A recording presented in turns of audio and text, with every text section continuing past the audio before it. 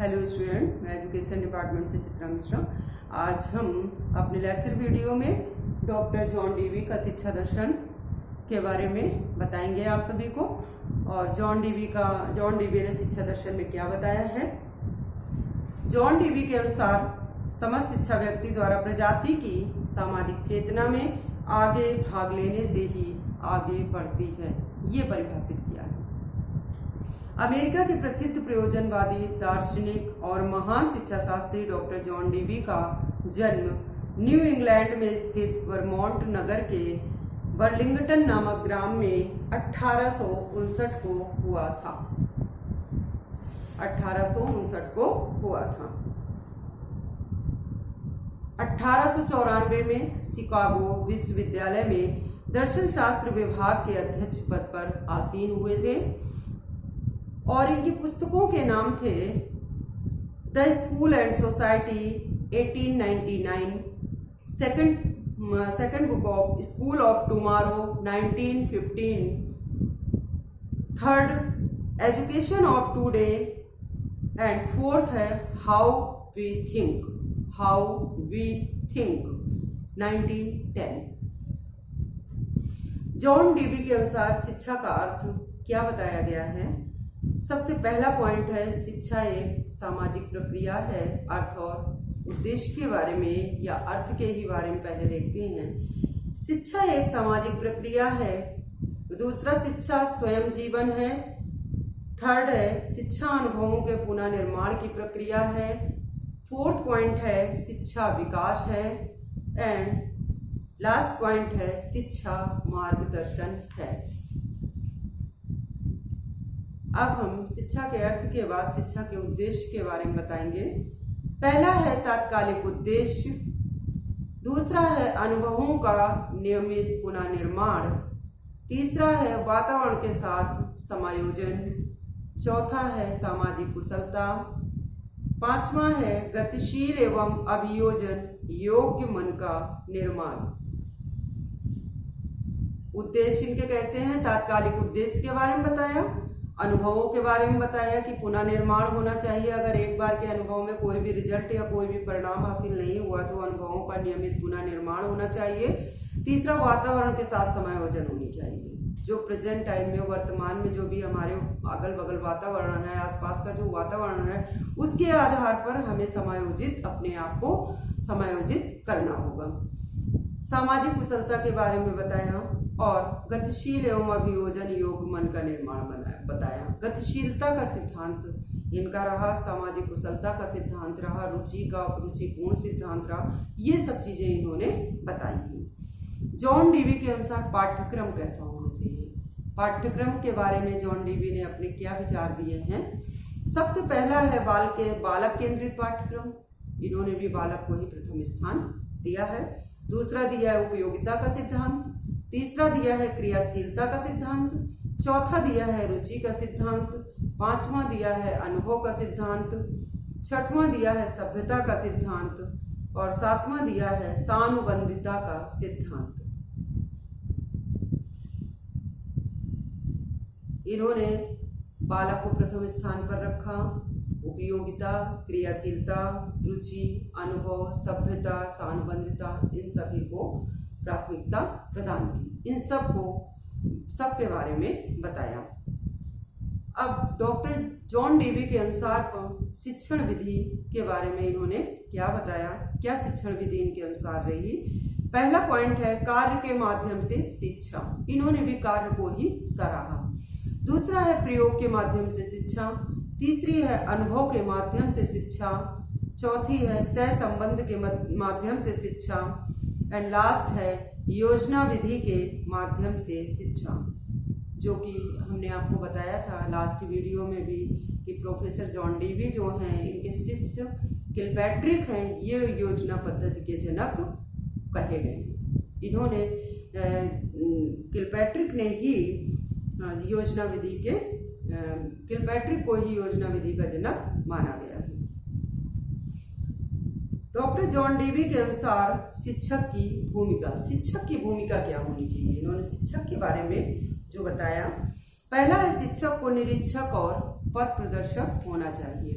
निरीक्षक, इसी के बारे में गहन अध्ययन कर लो, बालक के बारे में सही से अच्छी तरह से ज्ञात कर लो कि बालक किस तरह का है और इसके बाद उसका पथ प्रदर्शक करो।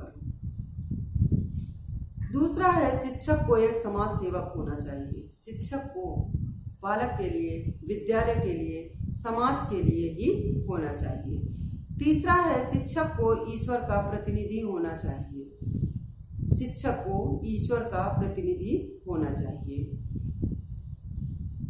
जॉन डीवी ने अपने प्रसिद्ध ग्रंथ एजुकेशन ऑफ टुडे में आज की शिक्षा में लिखा है, शिक्षक सदैव ईश्वर का पैगंबर, परछाई होता है जो ईश्वर के राज्य में प्रवेश कराने वाला होता है। बालक के चरित्र को निर्माण करने से इन्होंने ईश्वर को रखा कि बालक को किस तरह से ईश्वर की प्राप्ति हो, किस तरह से अपने चरित्र का निर्माण करे, नैतिक शिक्षा प्रदान करे, किस तरह से सामाजिक कुशलता प्रदान करे, एक कुशल नागरिक बन सके। डीवी के अनुसार विद्यालय कैसा होना चाहिए? विद्यालय, हमने लास्ट वीडियो में बताया कि जॉन डीवी ने बताया कि विद्यालय लघु समाज है। विद्यालय एक लघु समाज है। इन्होंने बताया विद्यालय एक छोटी संस्था है, छोटी सामाजिक संस्था है। सेकंड पॉइंट, विद्यालय एक विशेष वातावरण है। विद्यालय एक विशेष वातावरण है। जो वहाँ का वातावरण होगा, बच्चे वहाँ पर जो 4 से 5 घंटे रहते हैं, वहाँ के वातावरण से भी सीखते हैं। तीसरा है विद्यालय एक प्रयोगशाला है। विद्यालय में बहुत सारे बच्चों का प्रयोग किया जाता है। बहुत सारे बच्चों के बारे में प्रयोग होते हैं कि कौन सा बच्चा कैसा है। एक सामान्य बालक होता है, एक विशिष्ट बालक होता है। जिस तरह के बालक की अवस्था होती है, उस अवस्था को अवलोकित करते हुए उसे शिक्षा प्रदान किया जाता है। इस तरह से विद्यालय एक प्रयोगशाला भी है। जॉन डीवी के अनुसार अनुशासन कैसा हो? आत्म अनुशासन पर इन्होंने बल दिया है, यानी स्वयं का अनुशासन। बच्चा स्वयं का अनुशासन, आत्म अनुशासन हो, अंदर से निकला हुआ अनुशासन हो, किसी को देख के नहीं डरना है, अनुशासन करना है। अनुशासन अंदर से होना चाहिए, वही अच्छा अनुशासन होगा। आत्म अनुशासन ही, स्वयं का अनुशासन ही अच्छा अनुशासन होता है। नेक्स्ट है सामाजिक अनुशासन पर बल, यानी सामाजिकता पर, सामाजिक बालक कैसे समाज में विचरण कर रहा है, उसको नैतिकता के आधार पर है, चारित्रिक के आधार पर है और अपने आप को अच्छा प्रस्तुत कर रहा है, ये सामाजिकता का अनुशासन होगा। अब हम विशेषताओं के बारे में देखेंगे। विशेषताओं के बारे में सबसे पहला पॉइंट है, विद्यालय एक क्रियाशील एवं रचनात्मक वातावरण के रूप में हो। दूसरा है, विद्यालय को समाज का एक सच्चा प्रतिनिधि होना चाहिए। पहला पॉइंट इन्होंने बताया, विद्यालय क्रियाशील एवं रचनात्मक वातावरण के रूप में हो। कुछ न कुछ विद्यालय क्रियाशील यानी एक्टिविटी मोड में हमेशा विद्यालय में वातावरण बना होना चाहिए और एक क्रिएटिव पॉइंट, हमेशा एक क्रिएटिव एटमॉस्फेयर वहाँ का होना चाहिए कि बच्चे जो भी कर रहे हैं हमेशा एक्टिव मोड में हैं, हमेशा क्रियाशील हैं और एक से एक कोई भी क्रिएटिव पॉइंट कर रहे हैं। वो रचनात्मकता अपने आप में ला रहे हैं। दूसरा बताया, विद्यालय को समाज का सच्चा प्रतिनिधि होना चाहिए। विद्यालय में रहने वाले शिक्षक, शिक्षार्थी जब एक ईमानदारी से किया गया प्रयास शिक्षक का और बालक के प्रति और बालक का शिक्षक के प्रति होगा और ये क्रियाएं और रचनात्मक वातावरण होगा, तो निश्चित रूप से एक समाज का सच्चा प्रतिनिधि साबित होगा। तीसरा है, सामुदायिक जीवन का केंद्र हो। सामुदायिक, इन्होंने समूह की बात की, ग्रुप की बात की कि जीवन का केंद्र हो, व्यक्ति समझे, जाने कि आपके अंदर क्या अच्छाइयां हैं। चौथा है, सामाजिक अनुभवों की एक प्रयोगशाला हो।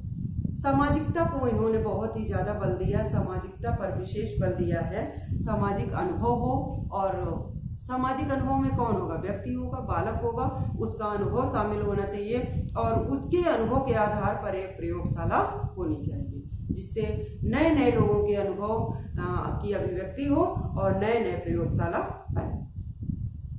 आधुनिक शिक्षा में डीवी का योगदान। आधुनिक शिक्षा में डीवी का योगदान क्या है? इन्होंने क्या है, सबसे पहले गुणों की व्याख्या की है और इसके बाद इनके क्या दोष हैं इसके बारे में बताया गया है। पहले है इनके गुण, क्या योगदान रहा है। सबसे पहला, शिक्षा एक सामाजिक प्रक्रिया है। सामाजिकता के आधार पर इन्होंने शिक्षा को बताया है। दूसरा है, स्वानुभव शिक्षा का एकमात्र आधार है। स्वयं में करके, स्व का यानी अपना अनुभव शिक्षा का एकमात्र आधार है। तीसरा है, शिक्षा एक मनोवैज्ञानिक और सामाजिक आवश्यकता है। शिक्षा को मनोवैज्ञानिक आधार पर बताया और सामाजिकता के आधार पर भी बताया कि बालक को मन के विज्ञान को भी बालक के समझना है और उसको सामाजिकता के आधार पर भी शिक्षा देनी है। नेक्स्ट पॉइंट है, विद्यालय समाज का लघु रूप है। वो पहले भी हमने इसके बारे में बताया। नेक्स्ट है, सामाजिक कुशलता की प्राप्ति शिक्षा का उद्देश्य, यानी बालक जब परिवार से लेकर विद्यालय तक जो भी समाज का अध्ययन करता है और समाज में रहता है, जिस प्रकार से वो उन सब चीजों को अपने आप में आत्मसात करता है, इस तरह से उसको सामाजिक कुशलता की प्राप्ति होती है। अब हम इनके गुणों के साथ साथ इनके दोषों के बारे में भी जानेंगे कि इनके शिक्षा दर्शन के क्या दोष हैं, इन्होंने शिक्षा दर्शन में क्या कमी ऐसी रख छोड़ी या क्या अधिक बताया, ये हम इसके बारे में बताएंगे। सबसे पहला है, नैतिक शिक्षा की उपेक्षा की गई। सामाजिकता पर बल दिया है, स्वानुभव पर बल दिया है, क्रियाशीलता पर बल दिया है और विद्यालय पर बल दिया है, लेकिन नैतिक शिक्षा को कहीं पर भी परिदृशित नहीं किया गया, परिलक्षित नहीं किया गया। दूसरा है, निगमन विधि की उपेक्षा। सब में आगमन विधि के आधार पर ही इसमें इन्होंने सारी चीजें बताई हैं। थर्ड पॉइंट है, आध्यात्मिकता का अभाव। कहीं पर इन्होंने आध्यात्मिकता को नहीं लिया है, सिर्फ आत्मानुशासन और स्वानुशासन बताया है। नेक्स्ट है, उपयोगिता के सिद्धांत पर बल। उपयोगिता के सिद्धांत पर इन्होंने बल दिया है कि कोई भी जैसे कोई अवकाश है, अवकाश का सदुपयोग हो, किसी भी तरह की कोई भी उपयोगिता लग रही हो उसका सदुपयोग हो, तो उपयोगिता के सिद्धांत पर बल अधिक दिया है। लास्ट पॉइंट है, शिक्षा में पूर्व निर्धारित उद्देश्यों का अभाव। शिक्षा में पूर्व निर्धारित, पहले से कोई भी योजना बनाकर किसी भी तरह से उद्देश्यों को पूरा करके करें, तो इसका अभाव रखा गया है। इस प्रकार से हमने जॉन डीवी के गुणों के साथ साथ दोषों को भी समझा और दोषों के अलावा अगर हम इसकी समालोचना करें तो गुणों का बहुत ही अच्छा जॉन डीवी ने आज के वातावरण में, आज के परिवेश में इन्होंने बहुत ही अच्छा बालक के लिए बताया गया और आज के समाज में प्रयोजनवाद को बहुत ही अधिक सराहा गया है, यथार्थवाद को भी सराहा गया है, प्रकृतिवाद को भी सराहा गया है और नैतिक शिक्षा के आधार पर और आध्यात्म की ओर और ईश्वर के प्रति सच्चे प्रतिनिधि बनना, इस तरह से आदर्शवाद को भी अत्यधिक माना गया। प्रयोजनवाद को अधिक सराहा गया है क्योंकि इसमें सामाजिकता पर बल दिया, सामाजिक कुशलता पर बल दिया, व्यवहारिकता पर बल दिया, स्वानुभव पर बल दिया, इन सब चीजों पर, क्रियाशीलता पर बल दिया, अवकाश के सदुपयोग पर बल दिया। इन सब पॉइंट्स में बल देकर ये जो वाद रहा प्रयोजनवाद बहुत ही अत्यधिक ही सराहनीयपूर्ण रहा। इस प्रकार हम ये प्रोफेसर जॉन डीवी के शिक्षा के दर्शन में, क्योंकि प्रयोजनवाद को जॉन डीवी ने ही बताया, इस तरह से प्रयोजनवाद को भी थोड़ा सा इसमें शामिल करना हुआ। इस प्रकार हम प्रोफेसर डॉक्टर जॉन डीवी के शिक्षा के दर्शन के बारे में अध्ययन किया। अब हम अगले लेक्चर वीडियो में हम फिर आपसे मिलेंगे।